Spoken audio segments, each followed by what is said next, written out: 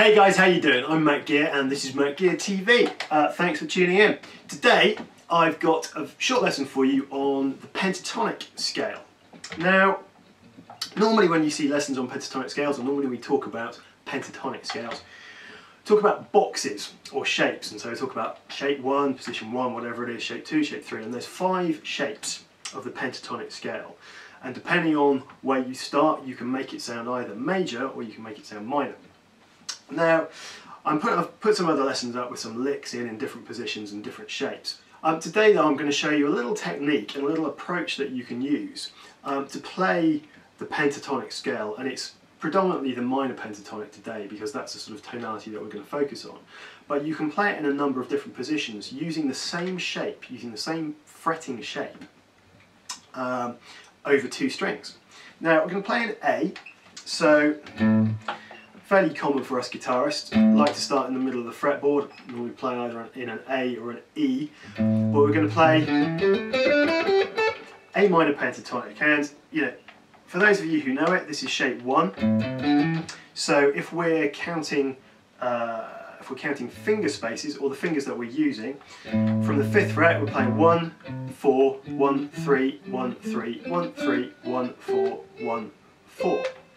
But we're not actually going to play it that long, we're just going to play it over 2 strings. So 1, 4, 1, 3. Up close, 1, 4, 1, 3. And that equates to 5th fret, 8th fret, 5th fret, 7th fret. Now, what we're going to do is actually play this in a number of different octaves. So 5th fret on the E string is an A, 7th fret on the D string is also an A. So, and it so happens that I can play that exact same shape, 7th fret here on the D string,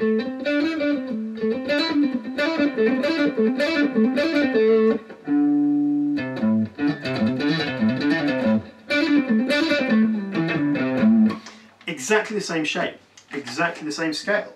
So, playing A minor pentatonic, this happens to be part of the box 2 or shape 2 of the minor pentatonic scale, but don't really need to worry about that because we've got this 1, 4, 1, 3 shape which works in both of those positions. And also from here, so 7th fret on the D string, if I go up to 10th fret on the B string,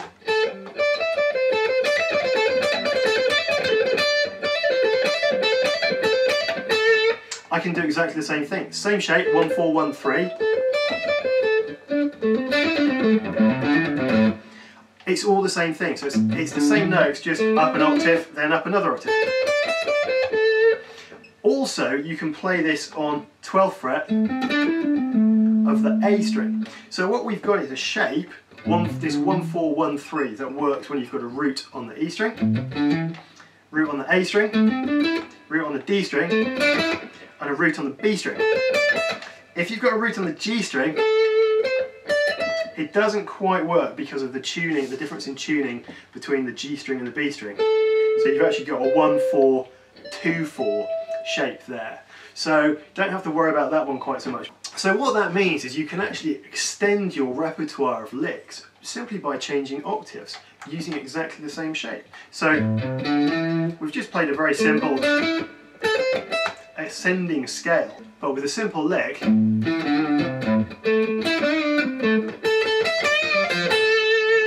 you can actually use the same melodic phrase but in different octaves, which basically gives you a lot more choice in terms of how you can make that sound. So if you think I've only got a couple of licks, you can actually move it around really easily, but without thinking, oh, I need to convert this into a different shape, I'm starting in a different place.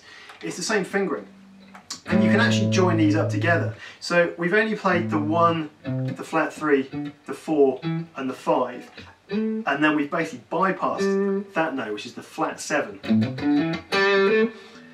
So we can basically use that flat 7 as a springboard to slide into the next octave up. So what I mean by that, if we look, is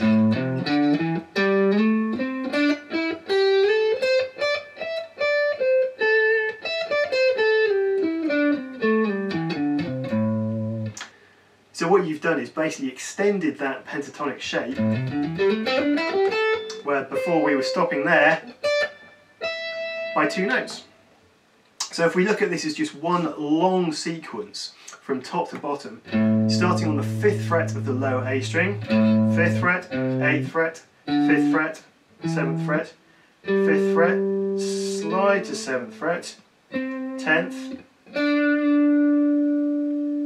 7th fret, 9th fret, then 8th fret, slide to 10th, 13th, 10th, 12th.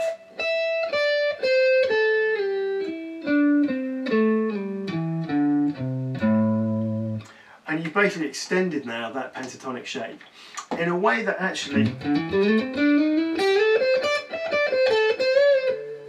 is actually quite a lot more lyrical than just playing across the neck. So that's it. Quick lesson, quite easy, but a different approach to pentatonic scales, and hopefully will get you thinking about them in a way that isn't box 1, box 2, box 3, and start thinking about the notes that you're playing and the sound that they're making. So that's it for today. I've been Matt Gear, this has been Matt Gear TV. Thanks for watching. You guys take it easy, and I'll see you next time. So until then, cheers.